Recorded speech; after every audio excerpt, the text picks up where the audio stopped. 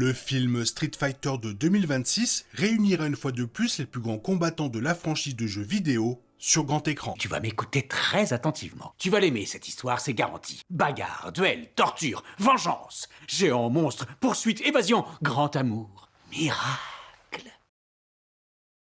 L'intrigue suit Chun-Li qui recrute des combattants pour participer au tournoi World Warrior de 1993. Mais avec une conspiration secrète qui se trame en coulisses et une pléiade de personnages hauts en couleur, les combats ne se limiteront pas au tournoi. Outre Chun-Li, des combattants populaires comme Ken Masters, Ryu et Guile seront de la partie. Ils figureront parmi les personnages centraux de ce nouveau film, à l'instar du film original de 1994. Bien que l'intrigue les place principalement du même côté du conflit principal, des affrontements entre eux auront tout de même lieu. La longue liste de personnages de jeux vidéo présents dans le film signifie que de nombreux autres individus pourraient rejoindre le casting, comme adversaires ou proches des protagonistes. Et même si Paramount ne sortira le film qu'en octobre, la campagne marketing s'intensifie, dévoilant un aperçu plus précis de l'intrigue, des personnages et surtout des combats. Si un premier teaser du film avait déjà laissé entrevoir quelques combats, la bande-annonce officielle de Street Fighter offre un aperçu bien plus complet de ce qui nous attend. Plusieurs combats sont désormais confirmés,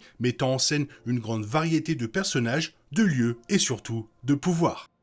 Si de nombreux combats du film se dérouleront pendant et autour du tournoi World Warrior, le film explorera également la carrière de combattant de Ken en dehors de ce cadre. On le verra notamment affronter El Fuerte sur un ring de boxe. La promotion du film a déjà confirmé la victoire de Ken qui mettra El Fuerte KO d'un coup de pied à la tête. Espérons que le film montrera davantage de ce combat, permettant ainsi de découvrir d'autres prises du luchador mexicain avant son départ probable du reste de l'histoire.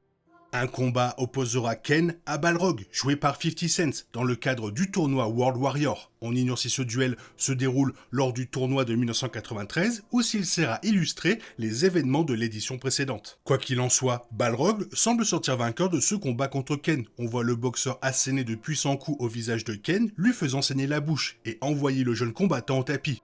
Un élément central de l'histoire du film est la rencontre inattendue entre Ryu et Ken. Les deux anciens amis s'affrontent lors d'un bref combat qui semble marquer leur retrouvaille. Ken attaque Ryu dans une pièce, mais il se montre trop imprudent pour représenter une réelle menace pour son adversaire. Ryu esquive toutes les attaques de Ken avec une facilité déconcertante. On le voit notamment attraper le pied de Ken pour bloquer un coup de pied et le projeter sur un canapé voisin, ce qui semble mettre fin à leur affrontement. Cela pourrait leur permettre de régler leurs différends et de tenter de se réconcilier avant le tournoi World Warrior. Dans les jeux, Ken et Ryu sont amis de longue date et ont tous deux été formés par le même maître. C'est pourquoi ils portent des uniformes identiques mais de couleurs différentes. Mais tandis que Ryu se consacre entièrement à la perfection de son art martial, Ken est un peu plus décontracté et sociable. On constate, d'après ces images, que Ken est devenu une véritable célébrité, animant même sa propre émission sur MTV. Mais cette gloire semble avoir un prix élevé. Ken est clairement un ancien champion déchu qui préfère se saouler et chanter à tue-tête au karaoké plutôt que de perfectionner ses compétences pour devenir l'un des meilleurs combattants du monde. Les deux personnages traversent visiblement une crise relationnelle dans le film. Tandis que Ken s'est transformé en star de réalité alcoolique, Ryu semble s'être retiré du monde et être devenu un ermite des arts martiaux des temps modernes. Ryu paraît ravi de retrouver son vieil ami, contrairement à Ken. Ryu est un combattant d'élite, obsédé par la perfection de son art, mais malgré son caractère bienveillant et son empressement à affronter de nouveaux adversaires et à mettre ses compétences à l'épreuve, il cache une part d'ombre. Cela pourrait expliquer sa discrétion au début du film. Ryu et Ken s'affronteront au moins une fois de plus dans le film. On les voit vêtus de leurs costumes traditionnels dans une ruelle, de nuit, pendant un orage, déchaînant toute leur puissance l'un contre l'autre. Les raisons de cette confrontation restent floues d'après la bande-annonce, mais les anciens amis ont sans doute encore des comptes à régler ou des secrets qui pourraient remettre en question leur relation. Un moment marquant de ce combat est l'utilisation, semble-t-il pour la première fois par Ryu, du Hadouken, qui est une concentration de la volonté de son utilisateur en énergie pure. Il crée la vague d'énergie entre ses mains et la projette sur Ken. C'est le point culminant du combat dévoilé par la bande-annonce, ce qui pourrait signifier que c'est là que le combat prend fin. Un combat entre Guile et Vega est également prévu dans le film, très attendu, adapté du jeu vidéo. Ce combat, qui ne se déroule pas pendant le tournoi World Warrior, semble avoir lieu dans une boîte de nuit. On voit Guile charger Vega et exécuter un coup de pied retourné qui envoie son adversaire à travers le mur du bâtiment. dans la rue. Attendez-vous à beaucoup d'humour de la part de Guile, et pas seulement à cause de sa coupe de cheveux ridicule. Guile est un autre personnage incontournable, introduit dans Street Fighter 2 en 1991, et il nourrit une profonde rancune envers Monsieur Bison pour la mort de son partenaire. Avant sa défaite face à Guile, Vega affrontera apparemment Dhalsim au même endroit. La majeure partie de ce combat n'a pas encore été montrée, le seul véritable aperçu étant le moment où Vega saute au-dessus de Dhalsim, probablement pour éviter sa longue jambe.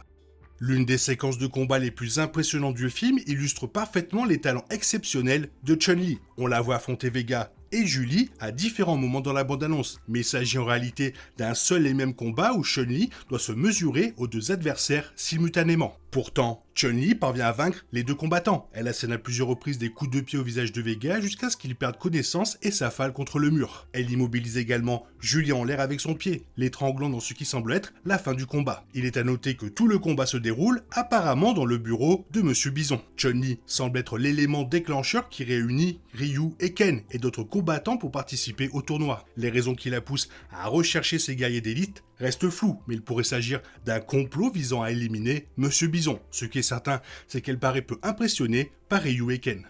Ken est entraîné dans un nouveau combat de Street Fighter suite à ce qui semble être une attaque orchestrée par Zangief. On voit l'imposant combattant enlacer Ken de ses bras massifs et effectuer un salto arrière pour se positionner afin de tenter sa fameuse attaque. Il s'agit vraisemblablement d'une attaque surprise contre Ken en public plutôt que d'un véritable combat.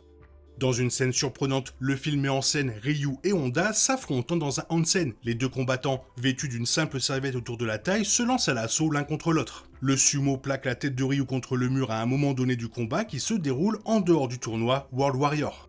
Dans un autre combat, Ryu affrontera Akuma. La scène se déroule dans ce qui semble être le tournoi World Warrior, mais leur affrontement n'en fait peut-être pas partie. Le combat a lieu de nuit, sans public, et Ryu et Akuma sont les seuls présents. D'après les quelques images aperçues, Akuma semble avoir l'avantage. Il crée sa propre vague d'énergie violette, le Gohadoken, et la projette sur Ryu, l'enflammant instantanément. Le nom de Akuma signifie littéralement « démon » ou « diable » en japonais, et il porte très bien son nom. Il est le frère cadet du maître de Ryu et Ken. Il cherche à s'emparer d'un pouvoir obscur. Tout comme Bison, il perçoit en Ryu un potentiel immense et terrifiant.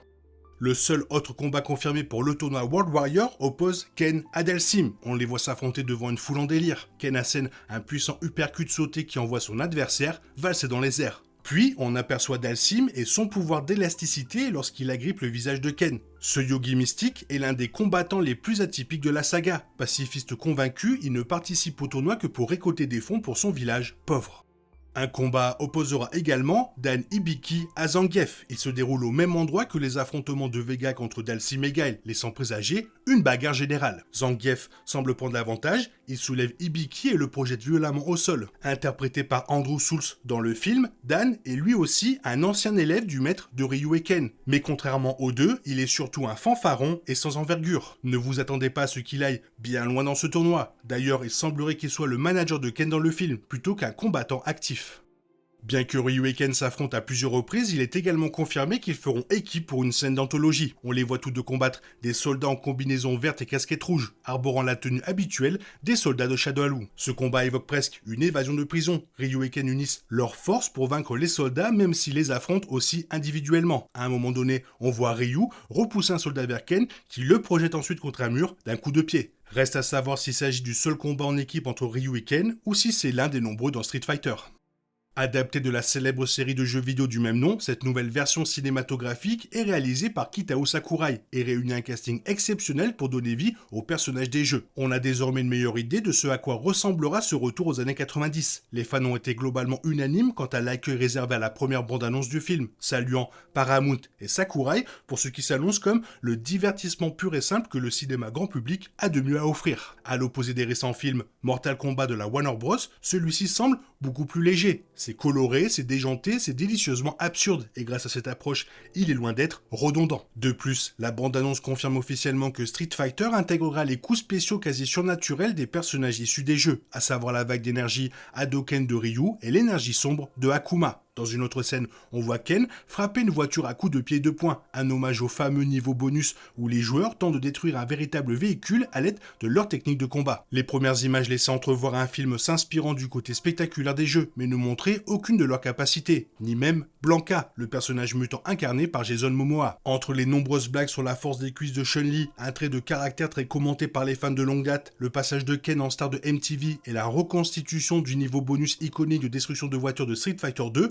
le film mise clairement sur les aspects les plus loufoques des jeux, tout en conservant un enjeu planétaire. Nom de Zeus, Street Fighter a vraiment l'air d'être super amusant, non ? Franchement, dans l'univers des adaptations en live action, ce Street Fighter a un potentiel énorme, mais le style débordant, combiné à un ton résolument absurde, me convainc totalement. Je n'ai même pas un lien particulier avec les jeux, j'ai joué à l'original sur Nintendo il y a fort longtemps, juste avant d'aller à l'école avec mon pote sur la console. Mais je dois avouer que je suis totalement emballé par le concept. Est-ce que je m'attends à une analyse intellectuelle et sophistiquée ? Non, pas du tout, et je ne pense pas qu'un film Street Fighter en ait besoin. Ceci dit, il se pourrait bien que la bande-annonce soit excellente pour un film qui, au final, s'avère décevant. C'est déjà arrivé, mais pour l'instant, je dois avouer que j'ai vraiment hâte de voir ce film à sa sortie en salle en octobre 2026. Ça ne peut que rappeler de très bons souvenirs à certains, ou peut-être aussi des mauvais souvenirs si t'étais vraiment nul à Street Fighter, mais sinon, c'est vraiment des bons souvenirs avant d'aller à l'école, ou le soir en rentrant avec ton petit goûter. Toi, qu'est-ce que tu en penses ? Quel est ton niveau de hype pour ce film ? Fais-le moi savoir dans la zone commentaire, et sinon, comme d'habitude, bisous bisous, bye bye, Hadouken! T'es toujours là, toi? C'est fini. Rentre chez toi. Allez, dehors. Dai, dai, dai.